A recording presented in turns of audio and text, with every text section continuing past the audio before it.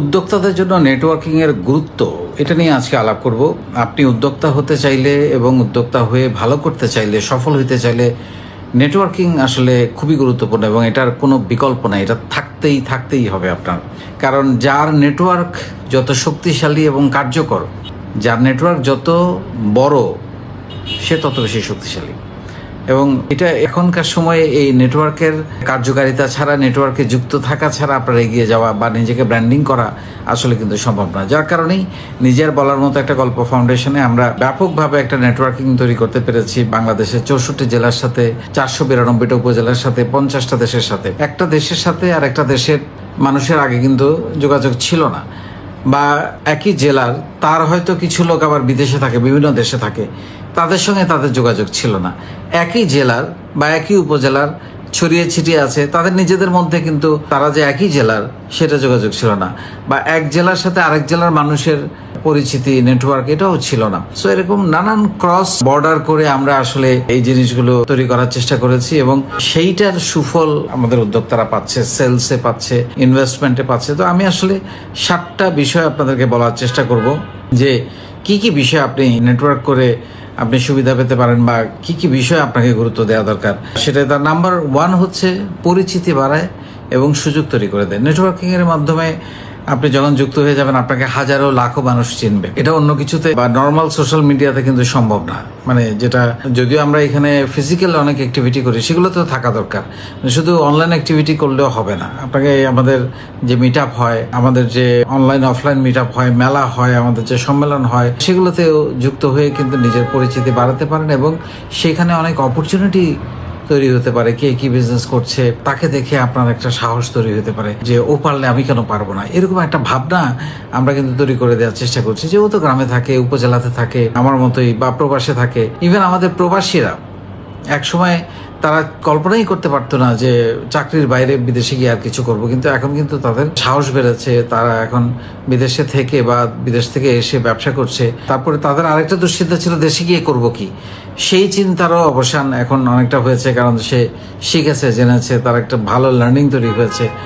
তার আরেকটা ঝামেলা ছিল প্রবাসীদের, সেটা হচ্ছে যে তার টাকার ব্যবহার। তার কাছে হয়তো 5 লাখ, 10 লাখ বা 20 লাখ টাকা আছে, কিন্তু টাকাটা কিভাবে ব্যবহার করতে হবে প্রপারলি, নিজের হাতে রেখে, কারো পকেটে তুলে না দিয়ে বা তার হাতে তুলে না দিয়ে, মালিকানা নিজের হাতে রেখে কিভাবে টাকাটাকে ব্যবহার করবে, এইটাও কিন্তু সে এখান থেকে শিখতে পারছে। সো অনেক সুযোগ এখান থেকে তৈরি হচ্ছে তাদের জন্য। আপডেট থাকা, এটা নেটওয়ার্কিং এর মধ্যে বা একটা গ্রুপের মধ্যে, যেমন নিজের বলার মধ্যে একটা গল্প গ্রুপের মধ্যে আপনারা যারা আছেন, আপনারা প্রতিনিয়ত কিন্তু নানান বিষয়ে, কখন মিট আপ হচ্ছে, কখন ট্রেনিং হচ্ছে, কখন সেলের সুযোগ তৈরি হচ্ছে, কখন ইনভেস্টমেন্টের সুযোগ তৈরি হচ্ছে, কোথায় লোন দিচ্ছে, এরকম নানান বিষয় কিন্তু আপনি প্রতিনিয়ত কোথায় কি হচ্ছে, কে কোন বিজনেস নিয়ে কাজ করছে, বিজনেস আইডিয়াগুলো নিয়ে আপডেট থাকতে পারেন। সো আপডেট থাকা একটা বিরাট সুযোগ।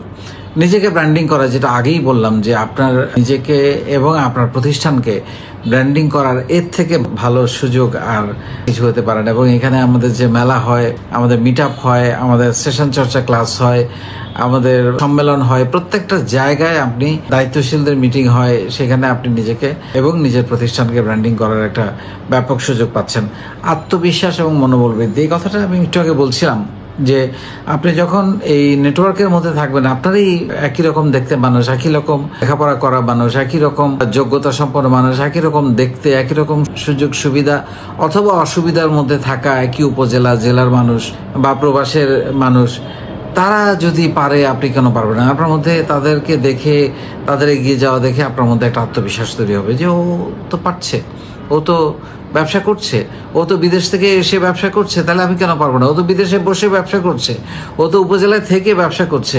আমাদের এরকম অনেক উদ্যোক্তা আছে, উপজেলায় বসে মাসে 50-60 হাজার, 1 লাখ টাকা ইনকাম করছে। এরকম অনেক উদ্যোক্তা আছে। জেলা সদরে বসে এরকম 50,000, 60,000, 1 লাখ টাকা ইনকাম করছে, অনেকেই আছে ঢাকায়। সো এই সুযোগগুলো, তার এই যে আত্মবিশ্বাস এবং এগুলো দেখে তার মনোবল বৃদ্ধি পাবে। ওকে, ও পারলে আমিও পারবো, এরকম একটা ধারণা, এরকম একটা জিনিস তবে সমস্যার সমাধান। অনেক সময় এককভাবে অনেক প্রবলেম সলভ করা যায় না। সো সেই ক্ষেত্রে আপনি নিজেও কিন্তু হেল্প চাইতে পারেন। যখন এরকম মিট আপগুলোতে উপস্থিত থাকবেন, ব্রেইনস্টর্মিং সেশনগুলোতে উপস্থিত থাকবেন, সেশন চর্চায় উপস্থিত থাকবেন, আপনি আপনার সমস্যাগুলো খুলে বলতে পারেন বা আপনি পোস্ট দিতে পারেন যে আমার এই সমস্যা কি, আমি কি সমাধান পেতে পারি। সো সমস্যার সমাধান অনেক সময় আপনি অনেকের কথা শুনবেন, নিবেন, তারপর নিজের মতো করে এটাকে সমাধান করার চেষ্টা করবেন। সো এখানে আপনি যে কোনো বিষয়ে সমস্যার সমাধানের, কারণ 2 head 3 heads and more heads is better than 1 head, তো বলাই আছে একটা কথা।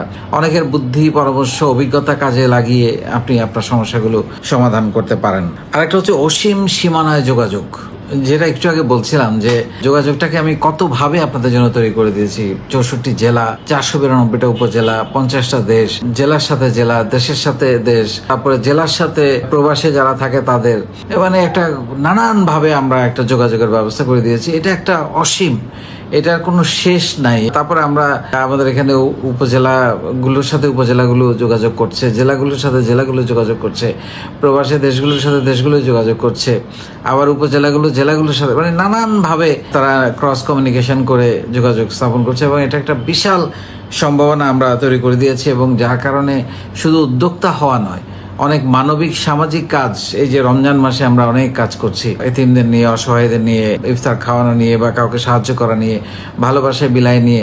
সো নানানভাবে এখানে অনেক মানবিক কাজ করারও, ভলেন্টিয়ারিং করারও কিন্তু একটা সুযোগ তৈরি হয় এই নেটওয়ার্কের মাধ্যমে।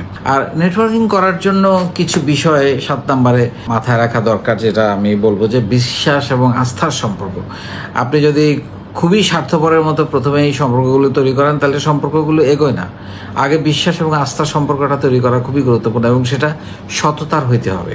একে অন্যকে সম্মান করতে হবে, একে অন্যের চেহারা মনে রাখতে হবে, নাম মনে রাখতে হবে, তারপরে বন্ধুত্বপূর্ণ আচরণ করতে হবে, আবেগ নিয়ন্ত্রণ করতে হবে, হুট করে কোনো কথার জবাব দিয়ে দেওয়া যাবে না, রাগ নিয়ন্ত্রণ, যেটা ইমোশনাল ইন্টেলিজেন্স, রাগ নিয়ন্ত্রণ করতে হবে, মানবিক হইতে হবে, অনেক বেশি মানবিক হইতে হবে। এটা খুবই গুরুত্বপূর্ণ। এটা হইতে পারলে অন্য যে কোনো কাজ থেকে আপনি এগিয়ে যাবেন।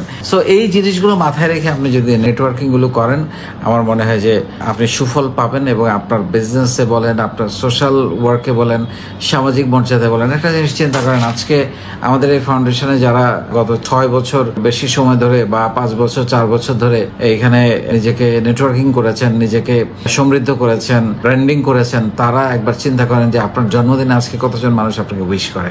এই লাইফটা তো আপনার আগে ছিল না। এত পরিচিত অপরিচিত মানুষ আপনাকে উইশ করছে, ভালোবাসা দিচ্ছে, সম্মান জানাচ্ছে। সো সম্মানেরও একটা জায়গা। সো এই নেটওয়ার্কিং এর সুবিধা বলে শেষ করা যাবে না, গুরুত্ব বলে শেষ করা যাবে না, যেটা একজন মানুষ হিসাবে, একজন ভলেন্টিয়ার হিসাবে, একজন উদ্যোক্তা হিসাবে, যে কোনো পর্যায়ের মানুষ হিসাবে আপনাকে এগিয়ে নিয়ে যেতে এবং ভালো রাখতে সাহায্য করবে।